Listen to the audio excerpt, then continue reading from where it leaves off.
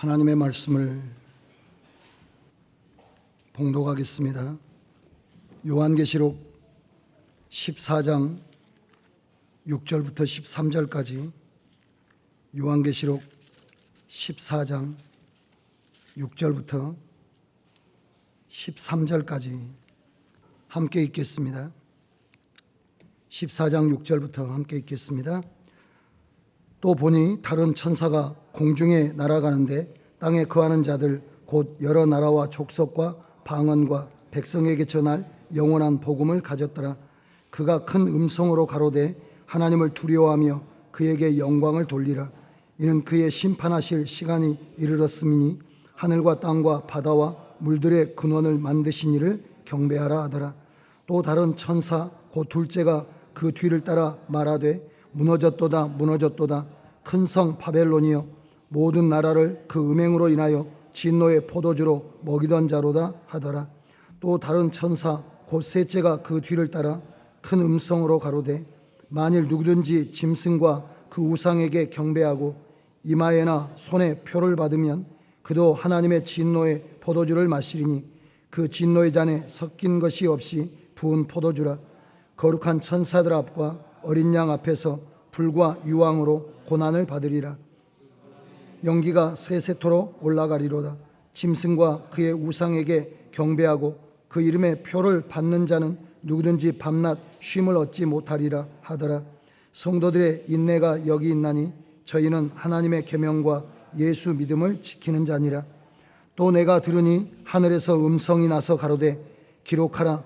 자금 이후로 주 안에서 죽는 자들은 복이 있도다 하시매 성령이 가라사대 그러하다. 저희 수고를 그치고 쉬리니 이는 저희의 행한 일이 따름이라 하시더라. 아멘. 할렐루야. 네. 이제 요한계시록 14장 6절, 오늘 본문 말씀 6절부터 13절에 보면 세 천사가 우리들에게 경고하는 경고의 내용이 본문 말씀에 나옵니다. 여러분, 히브리서 9장 27절은 한 번 죽는 것은 사람에게 정하신 것이고 그 후에는 심판이 있을 것이다, 이렇게 말씀하고 있습니다. 인생 그냥 흘러가서 죽고 끝나는 것이 아니라 반드시 심판이 있습니다. 죽음이 끝이 아닙니다. 심판이 끝입니다.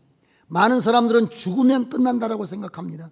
그러나 성경은 죽음이 끝이 아니라 심판이 끝임을 우리에게 말씀해 주고 있습니다.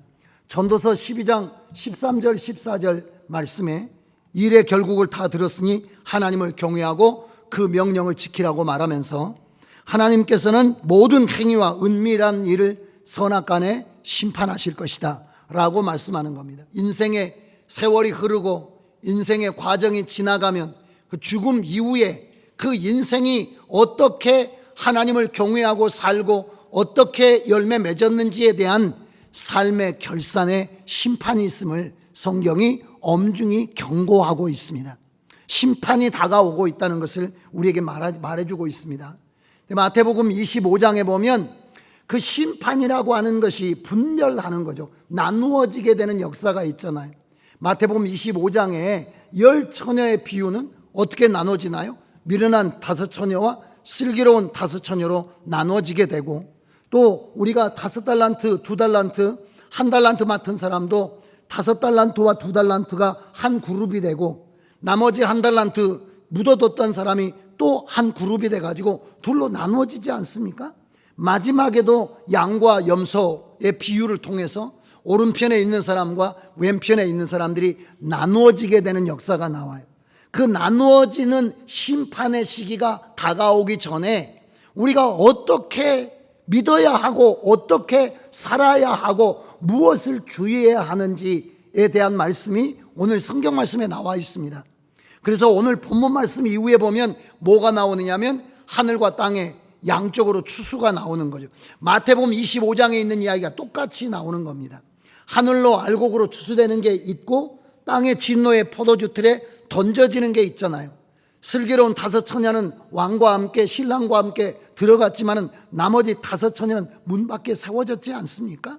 이 1달란트 맡은 사람은 성 밖에 그 밖에서 슬피 울며 일을 가는 일이 있잖아요. 마태복음 25장 31절 이하에 나오는 그 왼편에 있는 염소들에 대해서도 마귀와 그의 사자들을 위하여 예비된 영영한 지옥에 들어가라. 이런 그 일이 있기 전에, 하나님의 최후의 심판이 있기 전에, 하나님께서 추수를 본격적으로 하기 전에 우리에게 하나님께서 뭐 하시느냐 하면 경고하신다는, 기회를 주시는 겁니다. 경고가 있고 세상에 심판이 있어요. 근데 여러분, 노아의 홍수 전에도 경고가 있어. 그리고 심판이 다가오는 겁니다. 경고 없이 그냥 다가오는 게 아니잖아요. 무드셀라라는 말이 경고라는 뜻이지 않습니까? 무드셀라를 통해서 1000년 동안 하나님께서 경고하고 계셨고, 에녹으로 경고하고 계시고 경고하시는 겁니다. 이스라엘이 망하기 전에도 우리가 예레미야에 보면 무수하게 선지자를 보냈다라고 하나님께서 말씀하시죠. 경고하시는 겁니다. 그래서 우리도 돌이키도록, 준비하도록, 깨닫도록 하시는 겁니다. 여러분들이 이 오늘 본문 말씀의 3명의 천사는 우리에게 경고해주는 하나님의 경고의 천사들인데, 우리가 무엇을 따라야 하고 무엇을 주의해야 되고 어떤 것을 우리가 추구해야 되는가라고 하는 것을 알려주는 말씀입니다. 그래서 오늘 본문 말씀은 3 천사를 통한 하나님의 경고다라고 이해하시면 돼요. 뭐라고요? 3 천사를 통한 하나님의 경고예요. 그러니까 경고는 마지막 하나님의 사랑의 호소입니다. 경고라는 게 사랑으로, 간절한 마음으로 하나님께서 호소하시고 계시는 내용이 오늘 본문 말씀에 나옵니다. 근데 사람들이 여러분 그 경고를 우습게 생각하는 거예요. 경고를 신중하게 받아들여야 되죠. 우리가 소돔과 고모라가 멸망하기 전에 보면 천사를 소돔과 고모라에 보내잖아요. 보내서 누구를 경고하십니까? 누구에게 경고의 메시지를 주는 건가요? 롯과 그의 가족에게 경고의 메시지를 주죠. 그래서 뭐라고 이야기하느냐면 식구들이 더 없느냐라고 물어봐요. 누가 있다라고 이야기합니까? 자기의 딸들과 정혼한 사위들이 있다라고 말하죠. 그 사람들에게까지 다 경고하라고 이야기합니다. 경고하라고 이야기하는데 그들은 어떻게 했습니까? 농담으로 여기고 도리어 그 말을 받아들이지 않게 되죠. 결국은 멸망하는 소돔의 불과 유황에 떨어지게 되는 겁니다. 경고는 하나님의 사랑의 호소기 때문에 우리가 마음을 열고 그것을 간절하게 받아들이는 게 중요해요. 제가 이게 젊었을 때 그 섬진강변에서 목회했었는데 그 사이렌이 울어요. 사이렌이. 강가에 다 사이렌이 설치돼 가지고 위에 상류 지역에서 비가 많이 내리거나 홍수 오거나 그러면 밑에도 물이 불거든요. 그래서 사이렌을 울려요. 근데 사람들이 언덕 밑에 되게 이 물 가까운 데다가 텐트도 치고 그러기 때문에 사이렌 소리가 잘 안 들리거나 귀담아 듣지 않으면, 그리고 저녁까지 막 캠핑 가면 사람들이 해이해지지 않습니까? 오랜 시간 동안 막 먹고 마시고 놀다가 그렇게 골아 떨어지기 때문에 새벽 같은 때 사이렌이 울거나 그러면 그렇게 경고가 있는데도 듣지 못하는 경우가 많아요. 저희 친구 목사님네가 이 중고등부 애들을 데리고 그 밑에 텐트를 쳤는데, 광주에 있었던 그런 교회가 텐트를 쳤는데 확 사이렌이 불고 그런데 거의 다 몰랐나 봐요.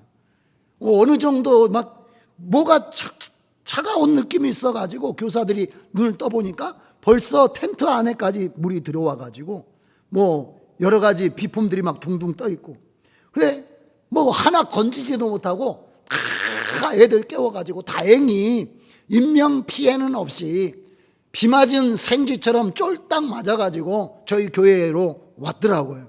근데 그 방송을 했거든요. 계속 사이렌을 부르는데 못 들었다는 거예요.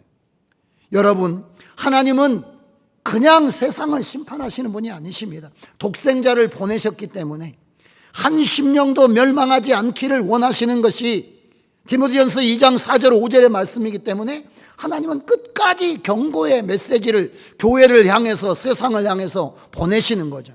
오늘 또 성경에 보면 연달아 천사가 따라 나오면서 경고를 해요. 선지자의 선지자를 보내고 선지자의 선지자를 이어서 보내는 것처럼 천사가 나오고 그 뒤를 따라서 2번째 천사가, 그 뒤를 따라서 3번째 천사가 계속 나오면서 우리에게 경고하는 겁니다.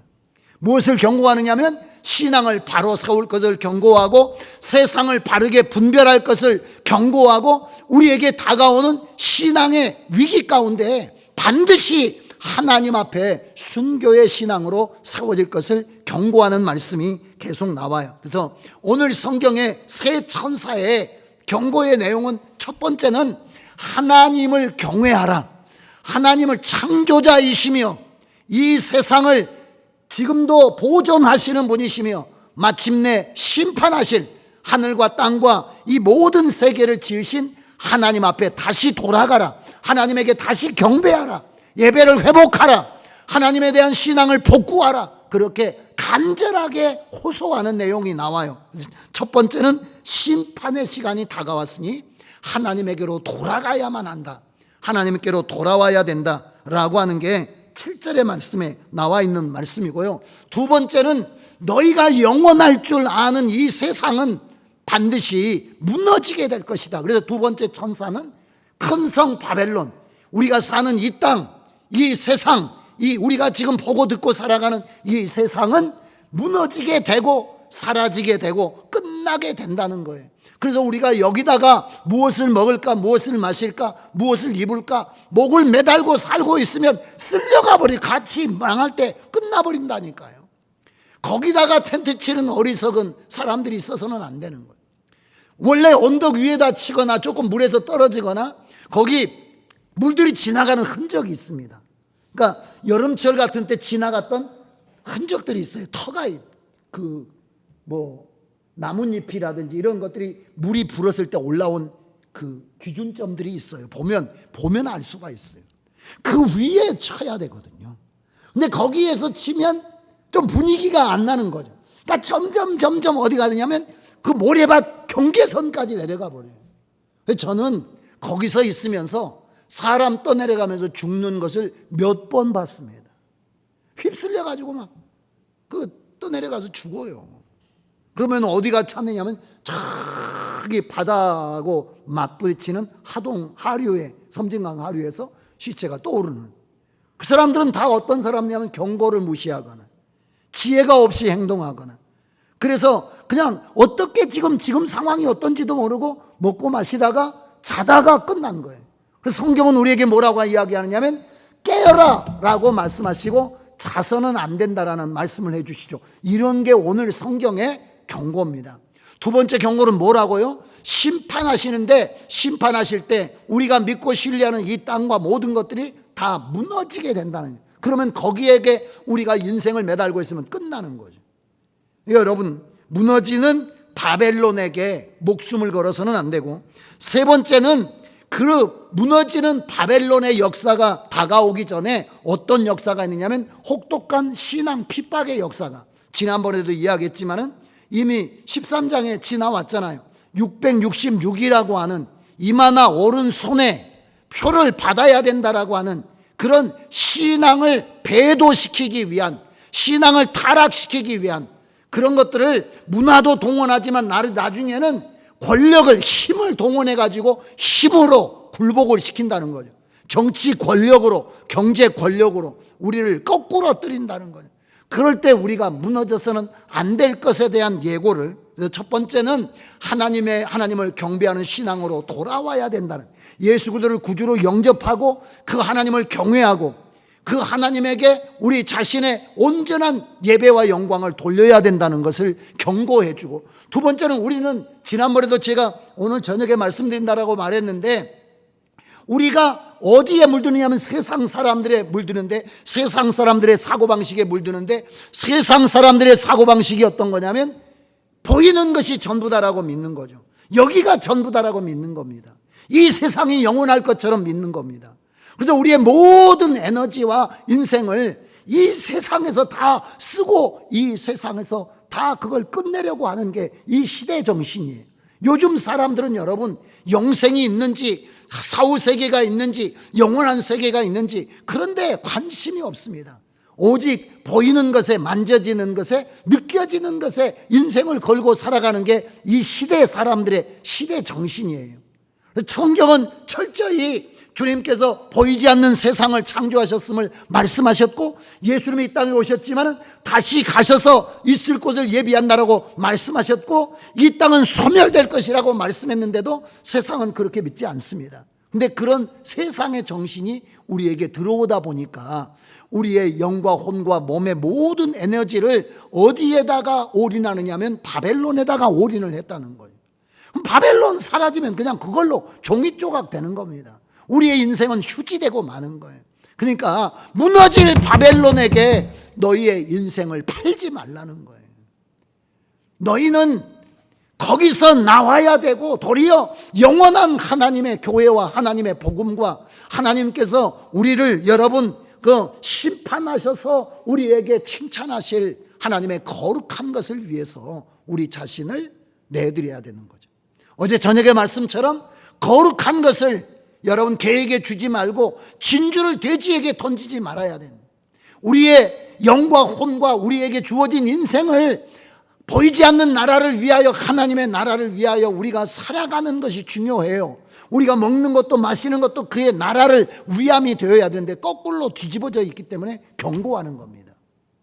여러분, 무너질 세상에 항복하고 무너질 세상에 여러분 함께 물들어서 가서는 안 된다는 경고를 해주고 있고, 세 번째는 어떤 거냐면 금방 이야기했듯이 신앙을 끝까지 지키라. 환난은 계속되지 않습니다. 우리가 죽음으로써 신앙을 지킨다면 그 신앙은, 순교의 신앙은 영광으로 다가올 것이기 때문에 끝까지 배교해서는 안 되고 하나님의 말씀을 저버려서는 안 되고 계명과 믿음을 지켜야 되고 싸워야 되는 것을 우리에게 말씀해 주고 계시는 줄로 믿습니다. 여기로 돌아가야 된다는 거예요. 그래서 첫 번째 천사가 해준 말부터 조금 여러분 말씀으로 들어가 보면, 이제 심판하실 시간이 가까웠잖아요. 그래서 하나님 앞에 다시 경배함을 가져야 되는데 세 가지를 이야기하고 있습니다. 오늘 여기 성경에 보면 하나님을 두려워하며, 우리가 너무 하나님에 대한 조심성이 없어요.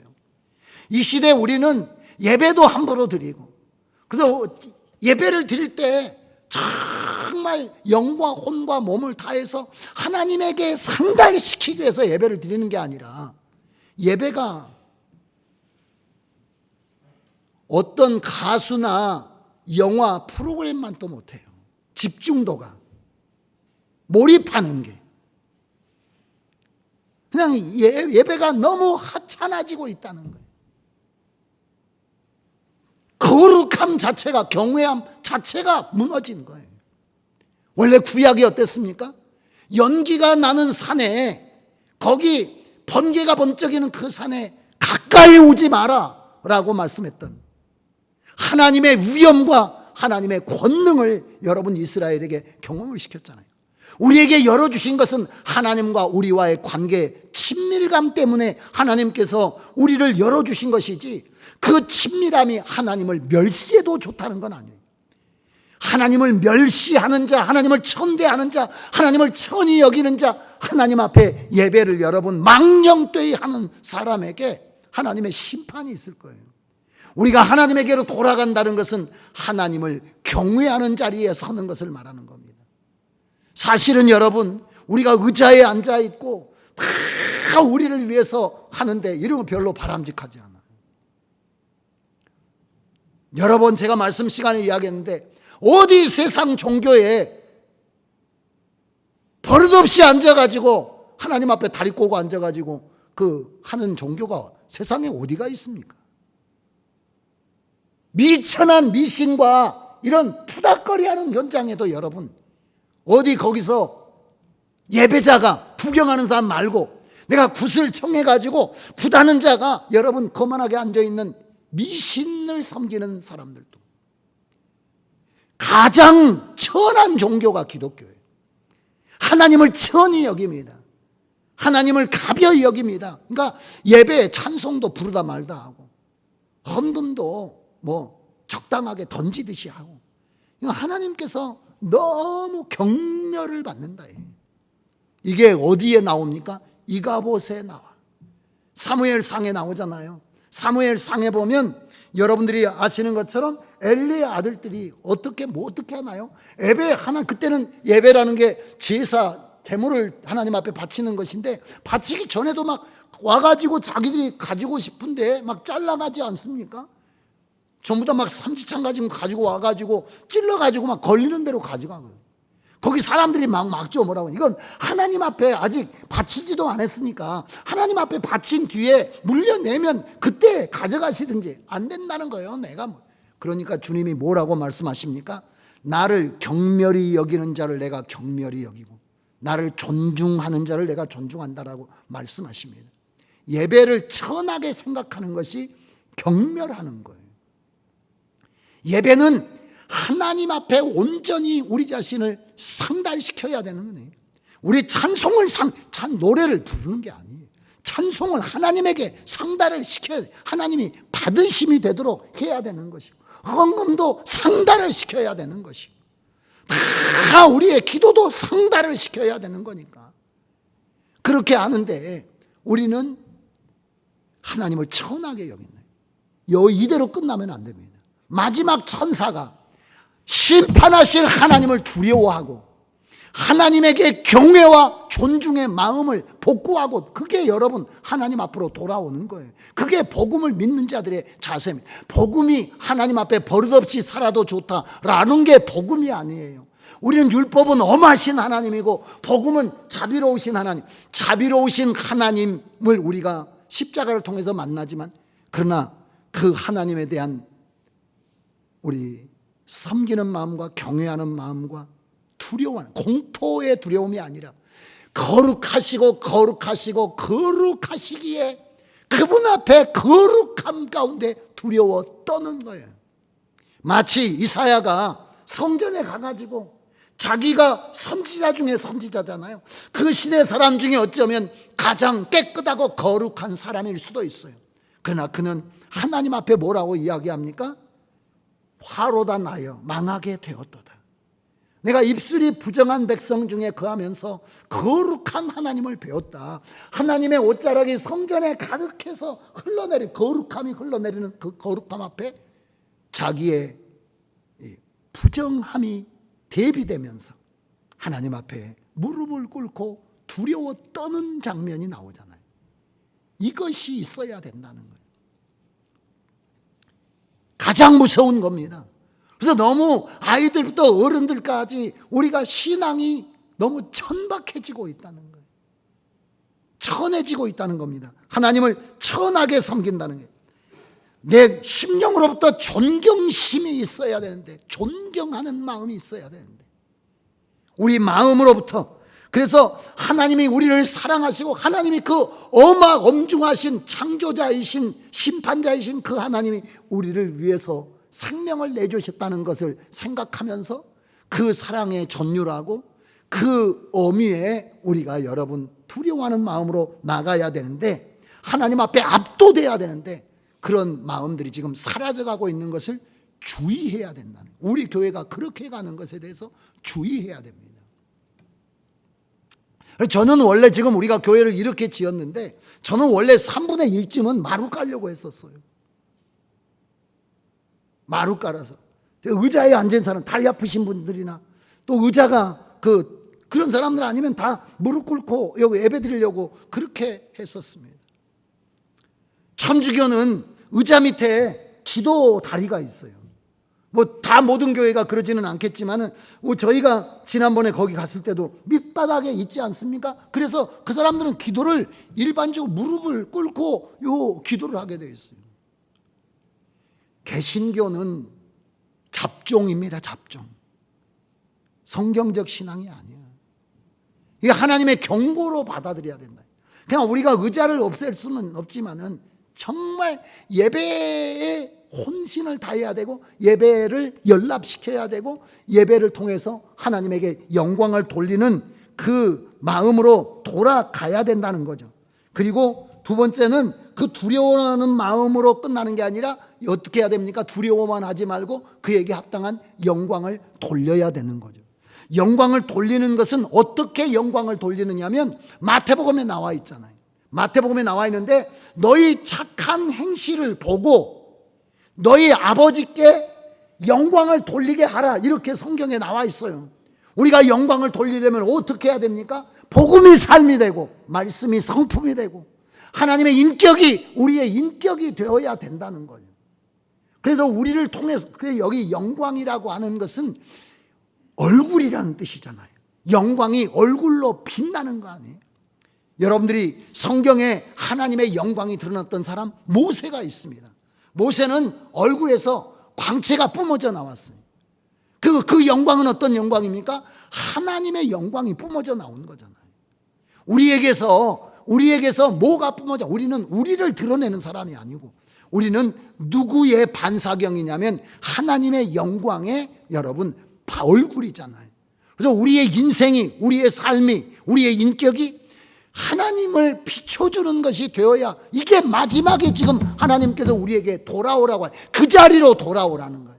하나님을 두려워하며 하나님을 경외하며 하나님의 거룩함에 압도되어서 정말 하나님 앞에 무릎 꿇는 자리로 돌아오고, 우리가 우리 자신을 위하여 사는 것이 아니라 하나님의 영광을 드러내는, 그래서 여러분 이 마지막 시대에 해야 될 일은 뭐 해야 되는 거냐면 우리가 예수 그리스도를 닮는 것, 예수 그리스도의 품성으로 회복되는 것, 이걸 총력을 다해서, 이건 여러분 일반적으로 그 사람이 선한 성품으로 해가지고 인격적으로 존경할 만하다, 이 정도를 말하는 게 아닙니다.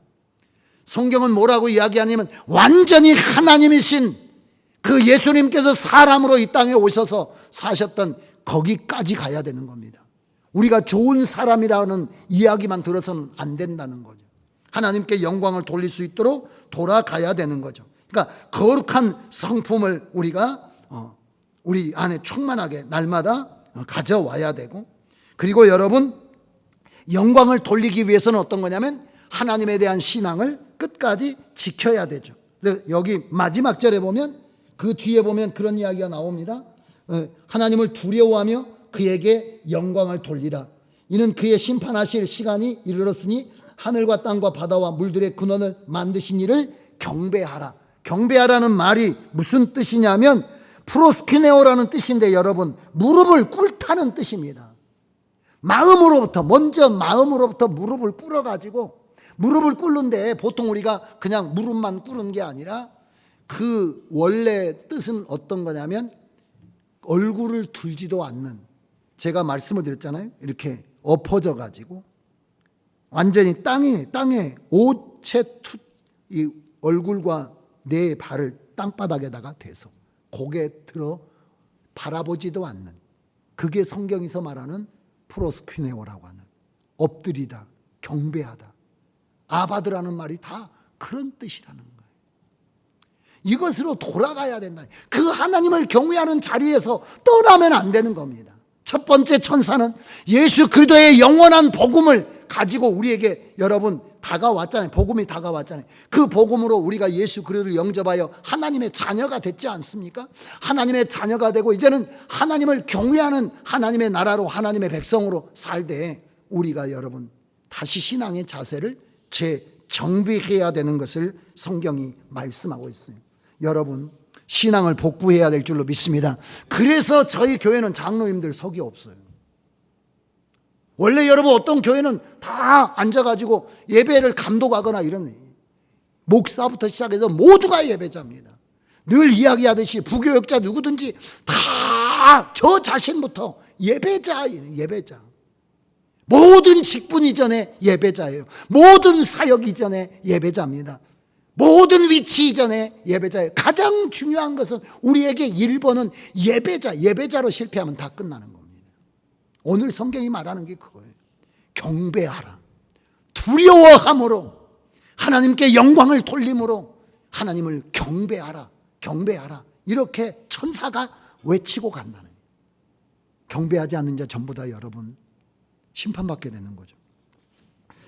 두 번째는 그 천사를 따라 나오는, 왜 그러면 여러분 우리는 하나님을 경외하지 않을까요? 우리는 세상을 경배를 해요. 세상을 사랑을 해요. 어디를 여러분 사모합니까? 바벨론을 사모를 해요.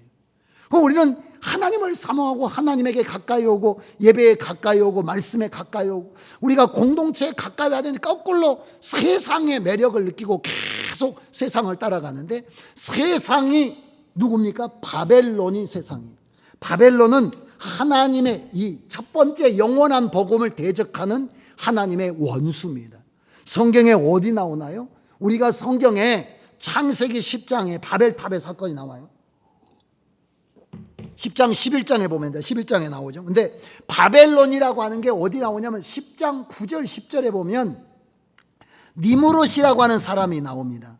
니무롯이라는 사람이 나오는데, 이 사람이 신할 평지에 바벨이라고 하는 그런 도시를 세우고 바벨탑을 쌓는데 여러분 결정적 영향을 줍니다.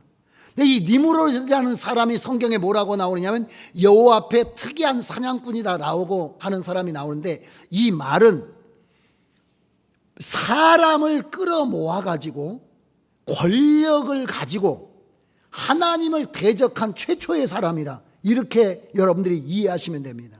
그러니까 여호와 앞에 특이한 사냥꾼이라고 성경에 나왔는데, 그게 무슨 짐승을 잘 잡는 사람이다 라는 것이 아니라 집단을 만들어 가지고 집단으로 하나님을 대적한 최초의 사람이라고 여러분들이 이해하면 성경이 그 말씀 그대로라는 거예요. 그래서 이걸 무슨 바벨론이라고 하냐면 고대 바벨론이라고 해요. 고대, 맨 처음에 있는 바벨론. 근데 이 역사를 그대로 이어가는 게 어디냐면 신바벨론이야.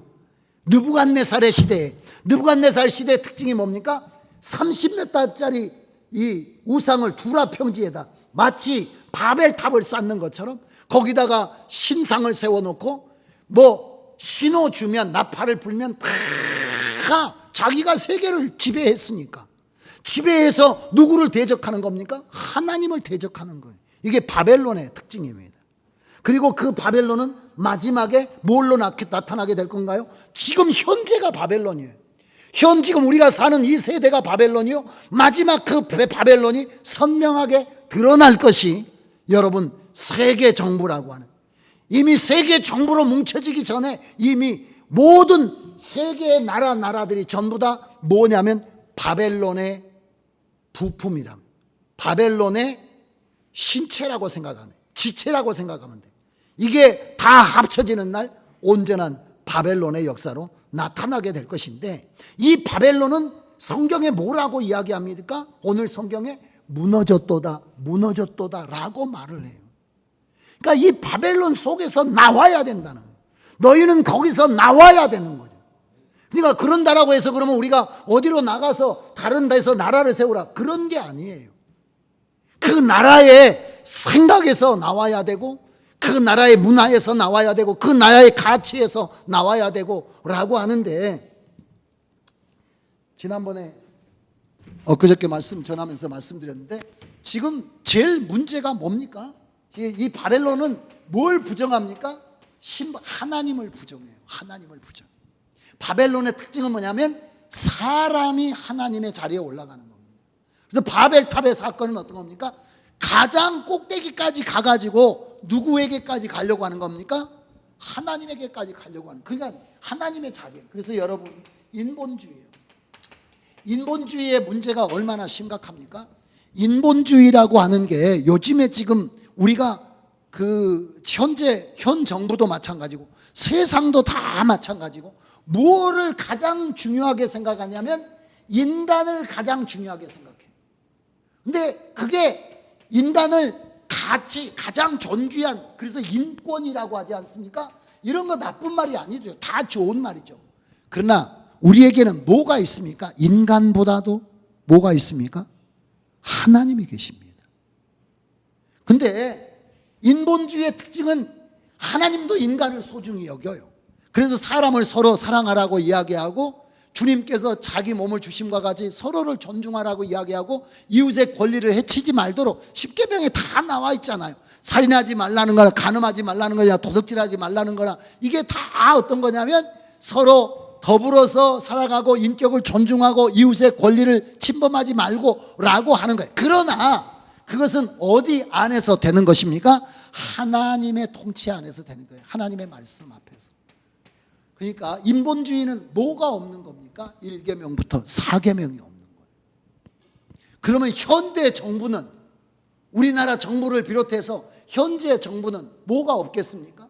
1계명부터 4계명이 없어요. 그러면 뭐가 1계명이냐면 사람. 근데 여러분, 세상은 뭘 인정하지 않냐면 사람이 원죄, 타락한 죄인이라고 하는 걸 인정하지 않습니다. 하나님을 인정하지 않기 때문에 죄인됨을 인정하지 않아요. 그냥 그것이 당연하게 인간이 가지고 있는 자연적인 권리라고 생각하는 거죠. 예를 들면 우리가 지금 성소수자라고 하는 이야기를 많이 하는데, 왜 그 사람들을 그 사람들은 인권이라는 게 지상 최고의 가치니까 그 사람이 자기의 그 취향에 따라서 그렇게 한다는데 누가 그것을 제재하느냐는 거예요. 누가 어떤 의도로. 이게 인본주의의 특징이에요. 인본주의는 아까 이야기했는데, 근데 그러면 인본주의가 지금 시작한 거냐? 제가 시간이 없어가지고 지난주에 말씀 못 드렸는데, 인본주의는 아까 이야기했듯이 어디서부터 시작됐다고요? 신할 평지의 바벨에서부터 시작되는 거예요. 그 중심에 누가 있느냐면 니무롯이 있어요. 니무롯은 나중에 여러분 자기가 신이 됩니다. 그게 하나님의 자리를 밀어낸 거예요. 이게 바벨론의 특징이에요. 그러니까 우리가 바벨론과 함께 하지 않기 위해서는 뭐 해야 되냐면 철저하게, 그래서 하나님 안에서 하나님의 시각으로 사람도 사랑하고 하나님의 시각으로 자연도 사랑하고 하나님의 말씀으로. 이 인본주의 중에 인본주의가 뭐냐면 사람의 사상이 절대입니다. 절대적이에요. 사람의 생각이 법입니다. 절대적이 되게 됩니다. 저는 지금 지난번에 어떤 다큐멘터리 보는데, 자기 반려견이 죽잖아요. 그림을 그렸어요. 어떻게 그림을 그렸느냐면 그 반려견에다가 날개를 그렸어. 그리고 뭘 소망합니까? 죽어서 다시 만나기를 소망하네. 먼저 가 있으라. 예수 믿는 사람이면 어디가 있다라고 믿는 거예요? 어디가 있다라고 믿느냐고? 천국에 가 있다랍니다. 천국에 가려면 누구 믿어야 됩니까? 예수 믿어야 돼. 예수 믿으면 믿음의 증거로 뭐 줘야 됩니까? 세례 줘야 돼. 서구가 우리에게까지 오게 된 거죠. 아니, 그 사람이 예수 믿는 사람이라고 하는 말은 없었어요. 그런데 거기까지 이미 와 있다는 거죠. 이게 나의 외로움을 달래주고 나와 함께 참 하나님께서 주신 그 사랑 안에서 그 삶을 살았다는 것이 아니라 이제는 완전히 영혼의 동반자예요. 죽어서 나도 갈 거니까, 곧 엄마도 따라갈 거니까.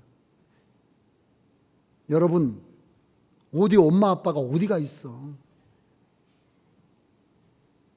이건 인간의 사고방식이에요. 사람이, 그게 무서운 거예요. 왜냐하면 점점 아까 이야기했듯이 인간 대다수의 사람이 생각하는 게 법이 된다는 거예요. 그게 하나님이에요. 그러니까 여러분의 사상이 하나님인 겁니다. 우리는 그 사상을 경배하는 거예요. 그 사상을 따라가는 거예요. 이게 세속화예요. 이게 인본주의입니다. 사람을 사랑하고, 우리가 피조물을 사랑하고, 짐승들을 사랑하고, 털벌레 하나도 함부로 죽이지 않는 것, 하나님을 존중하는 자세죠. 그러나 그게 아니고 내가 어떤 대상을 바라보고 어떤 것을 생각할 때에도 우리가 머리에다가 어떻게, 예를 들면 아이 낳는 거. 오늘 어떤 목사님하고 이야기하는데 서구만 아기를 안 낳는다네. 서구 지금 서구 문명 아래 있는 사람들만 아이를 안 낳는다는 거예요. 그래서 서구 문명이, 바탕 문명이 누구 문명입니까? 기독교 문명입니다. 지금 서양은, 미국은 저기 유럽에서 건너간 사람들이잖아요. 미국의 문명은 유럽으로부터 시작된 겁니다. 유럽의 문명은 천년 기독교 문명입니다.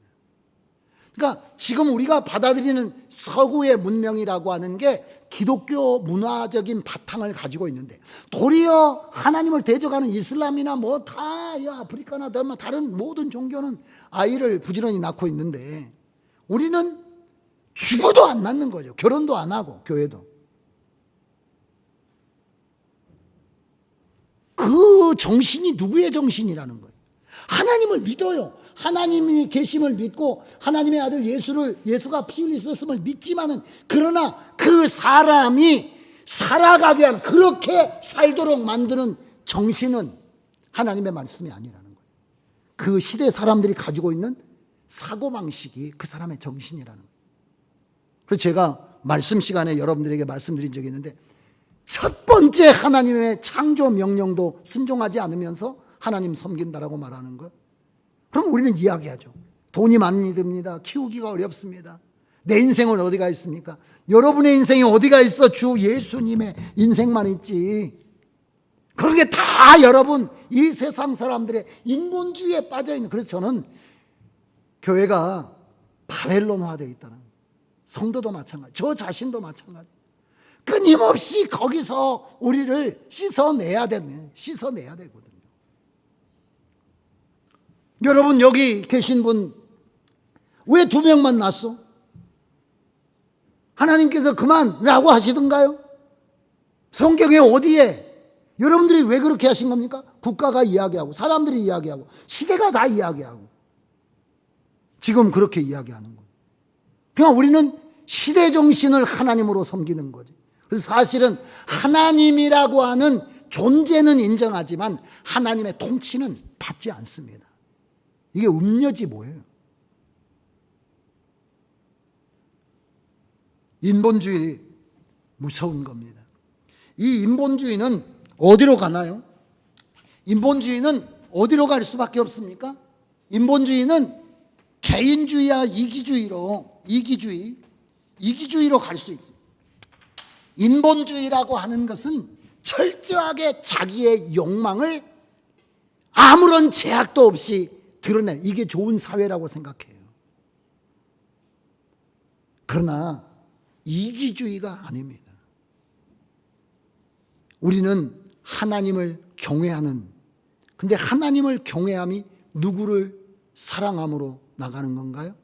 지체와 형제를 사랑함으로 나가는 건데, 그 사랑이라는 게 사랑하기 때문에 네 맘대로 살아라는 게 아니라, 그를 위해서 우리가 그리스도의 마음으로 헌신하지만 다 같이 하나님을 경외하는 마음으로 살아가는 공동체로 세워가는 것인데, 이게 지금 이기주의와 개인주의가 강력하게 역사를 하잖아요. 공동체가 깨져버려요. 말씀드렸듯이 지금은 교회 다니지 않는 사람들이 많습니다.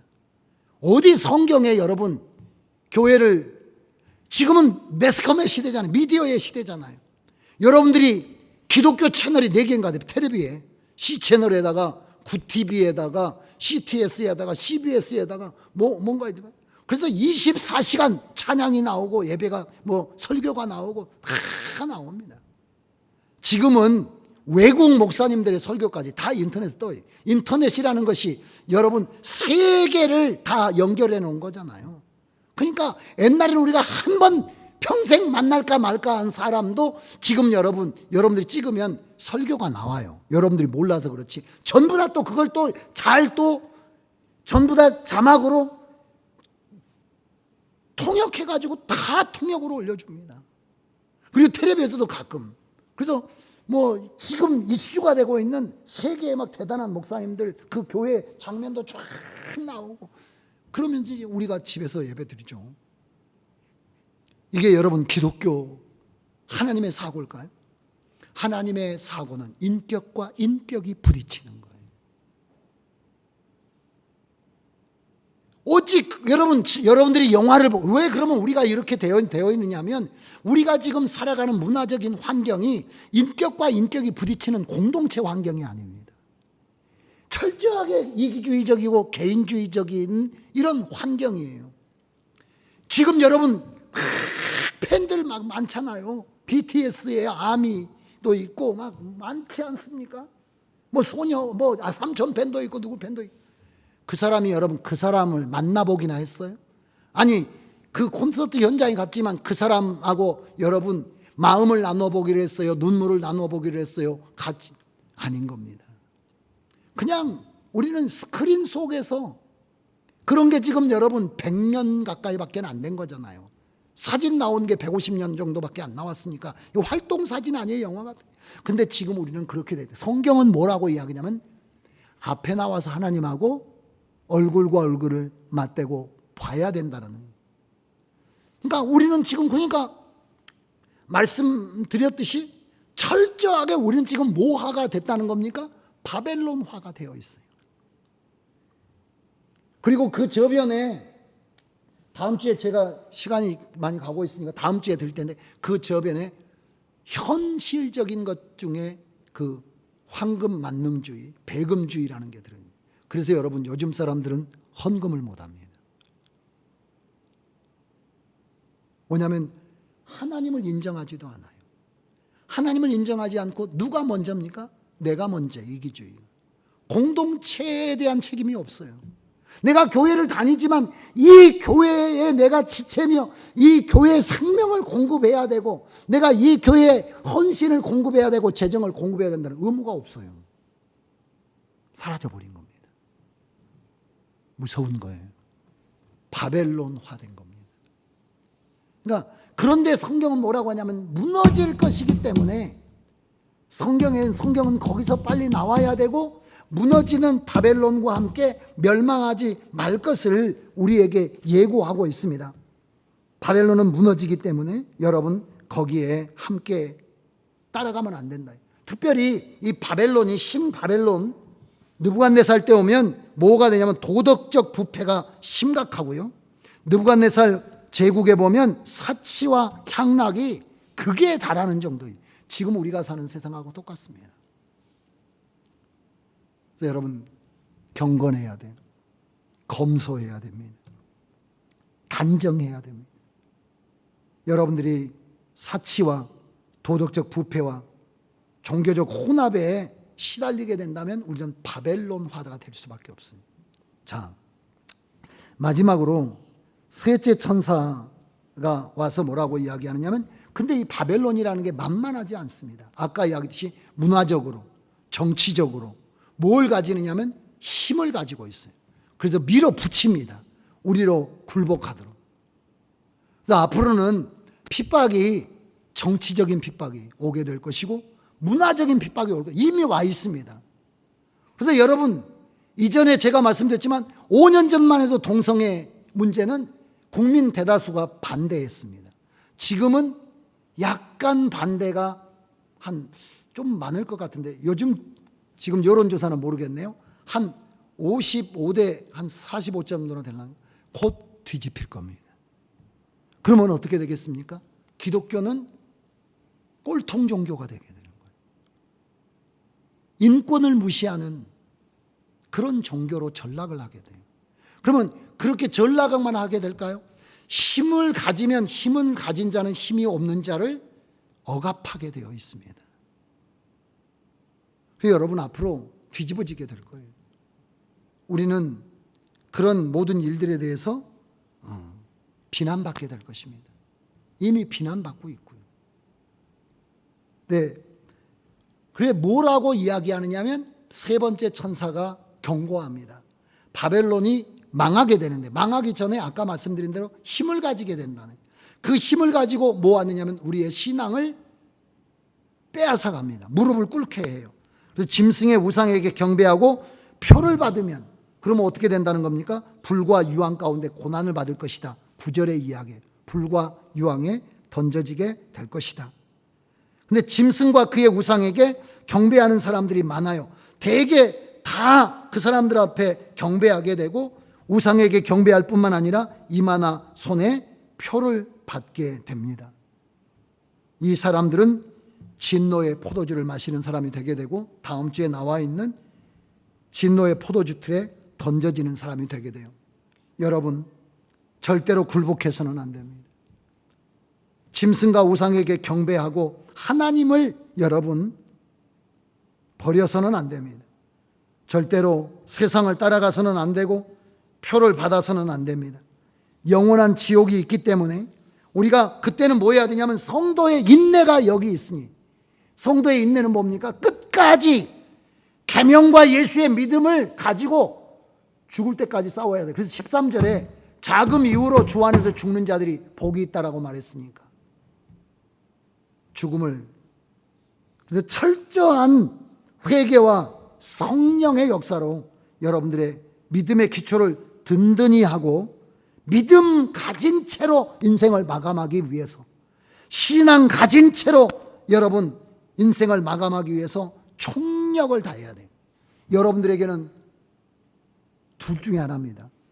앞으로 신앙을 포기할 것이냐, 죽음으로써 인내를 완성할 것이냐, 이것밖에는 없어요. 천사가 우리에게 하는 말은 인내하여 순교하라는 겁니다. 계명을 지키고 믿음을 지켜가면서 끝까지 인내의 싸움을 싸운 다음에 하나님 앞에 순교하라. 이게 천사가 우리에게 한 말이에요. 마지막에 하신 말입니다. 예수님께서 서머나 교회에 그렇게 말했잖아요. 너는 죽음에 이르기까지 신실하라. 네가 죽는 그 순간까지 인내하라. 그리하면 생명의 면류관을 너에게 줄 것이다. 말씀이 기록되어 있습니다. 새 천사의 경고를 여러분 무시하지 마십시오.